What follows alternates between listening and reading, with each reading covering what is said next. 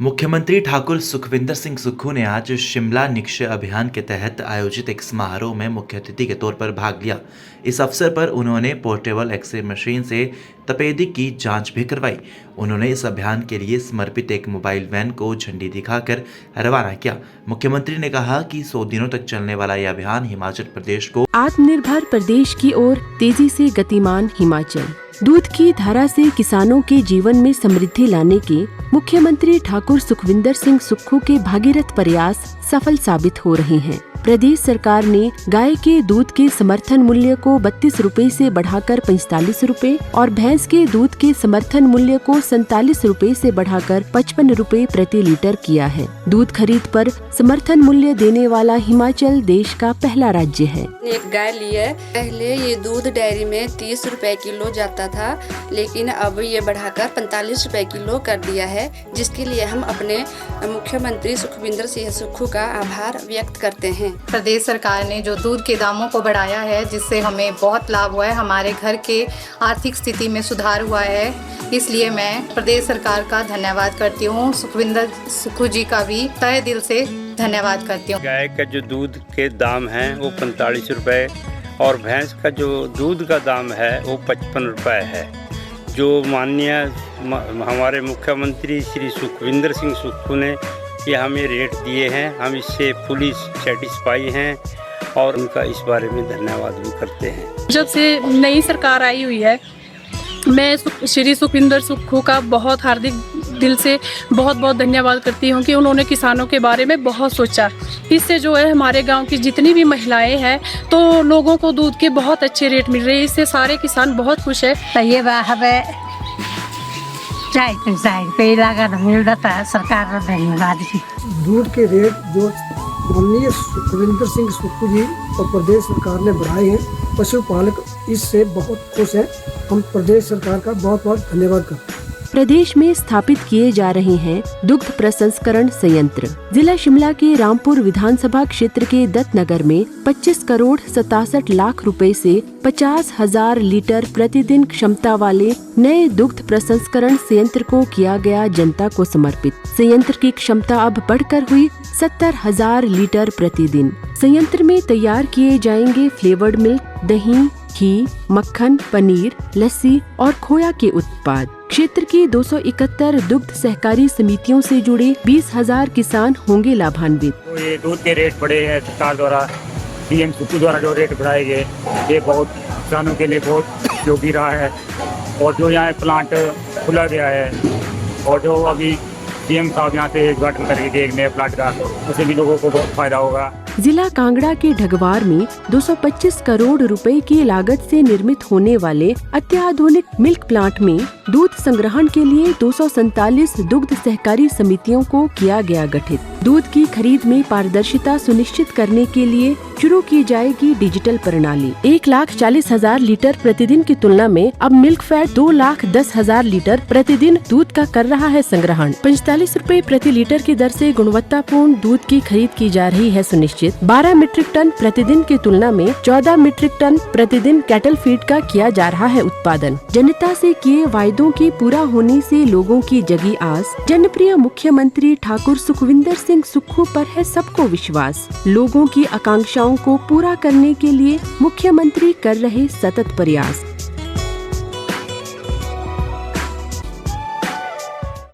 TB मुक्त बनाने की दिशा में कारगर साबित होगा।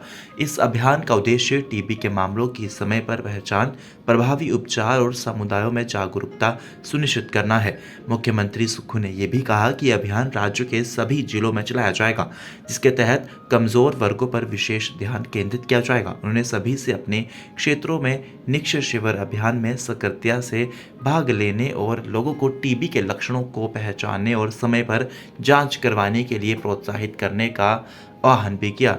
उन्होंने विश्वास व्यक्त किया कि हिमाचल प्रदेश निकट भविष्य में टीबी मुक्त राज्य बनकर उभरेगा। इसके दृष्टिगत राज्य सरकार ने केंद्र सरकार से प्राप्त सहायता के अलावा मुख्यमंत्री टीबी उन्मूलन योजना के तहत 2 करोड़ रुपए आवंटित किए। राज्य की 13% आबादी 60 वर्ष से अधिक आयु के लोगों की है। इसके दृष्टिगत वृद्धजनों के लिए प्रारंभिक निदान और रोकथाम आवश्यक है। उन्होंने बीमारियों की रोकथाम के लिए युवा पीढ़ी को जागरूक होने और स्वस्थ जीवन शैली अपनाने पर बल भी दिया। ऐसे में सरकार प्रारंभिक आयु से ही बच्चों को जागरूक करने के लिए स्कूली पाठ्यक्रम में स्वास्थ्य शिक्षा को शामिल करने पर विचार कर रही है। प्रदेश सरकार ने स्वास्थ्य क्षेत्र को प्राथमिकता प्रदान करते हुए इस क्षेत्र में सुधार की दिशा में अनेक कदम भी उठाए हैं। लेटेस्ट टेक्नोलॉजी के टेंडर्स हो चुके हैं, मशीन्स आनी शुरू हो जाएगी। ये शुरुआत है, एक सोच है, ताकि भविष्य में हमारे जो 75 लाख की जनसंख्या में जो हमारे साथी, हमारा समाज, हमारा परिवार रहता है, उसे पहली स्टेज पर ये डायग्नोज हो जाए कि मुझे किस बीमारी से किस प्रकार लड़ना है। अभी तक जो हालात है वो ट्रांजिशन में लोगों को भेजा जाता है सिविल हॉस्पिटल से आईजीएमसी हॉस्पिटल, आईजीएमसी के बाद पीजीआई, और रेफर में ही 6 महीने लग जाते हैं और हमारी डिजीज जो है बहुत ज्यादा बढ़ जाती है। उस स्थिति को समझते हुए हेल्थ सेक्टर को भी रैशनलाइजेशन करने की जरूरत है और हम जल्दी ही जो मेडिकल कॉलेज है इनका कैडर अलग करना चाहते हैं। हेल्थ डायरेक्टरेट ऑफ हेल्थ का अलग कैडर करना चाहते हैं, क्योंकि एक दूसरे के बीच में रहकर और राजनीतिक दबाव के कारण वो अच्छी तरह से आगे उसमें सुधार नहीं कर पाते हैं। हमारा प्रयास है कि हम उसमें सुधार करें और जो डॉक्टरों की कमी है, जो डॉक्टर छोड़कर जा रहे हैं, उसका ऑनरेरियम बढ़ाने का हमने निर्णय लिया है। जो पीजी करता है उसको 60,000 से बढ़ाकर 1 लाख रुपया कर दिया जाएगा और जो एसआरशिप या डीएमबी कर रहा है उसको 90,000 से बढ़ाकर 2.25 लाख करने की हम कोशिश कर रहे हैं। वो इसलिए कर रहे हैं कि हम हिमाचल प्रदेश की जनता को हम वर्ल्ड क्लास प्रैक्टिस के हिसाब से डॉक्टर उपलब्ध करवा सकते हैं। डॉक्टर शुद्ध वायु ही चाहिए, स्वच्छ वायु ही चाहिए। वो सबसे ज्यादा आपको टीबी उन्मूलन में सबसे ज्यादा सहायता करती है। यही मैं कहना चाहता था। आप सब लोग आए, मैं सभी जो टीवी के डायरेक्टर्स हैं, आप सबका एक बार पार्टिसिपेंट्स का बहुत बहुत धन्यवाद करना चाहता हूँ। सेक्टर है, तीसरा हमारा डाटा स्टोरेज है, चौथा फूड प्रोसेसिंग है और 5वां डेयरी इंडस्ट्रीज को हम बढ़ावा देने की दिशा में महत्वपूर्ण बदलाव कर रहे हैं। इसका ये मतलब नहीं कि हमारे जो इंडस्ट्रियल एरिया है आम बद्दी रोटी वाला, उनमें और इंफ्रास्ट्रक्चर डेवलप करने के लिए हम काम कर रहे हैं। 1-1.5 वर्ष बाद आप बद्दी का भी देखेंगे और हम उसमें भी बहुत बदलाव कर आने वाले बजट में उसकी नई तस्वीर के साथ हम आने वाले हैं और हम चाहते हैं कि 2027 तक हिमाचल प्रदेश सेल्फ रिलायंट बने, आत्मनिर्भर बने। उसके लिए हमें महत्वपूर्ण कानून लाने पड़ रहे हैं, नियमों में बदलाव करना पड़ रहा है। आप देख रहे होंगे कि नित्य नई bureau report Dainik Savera TV.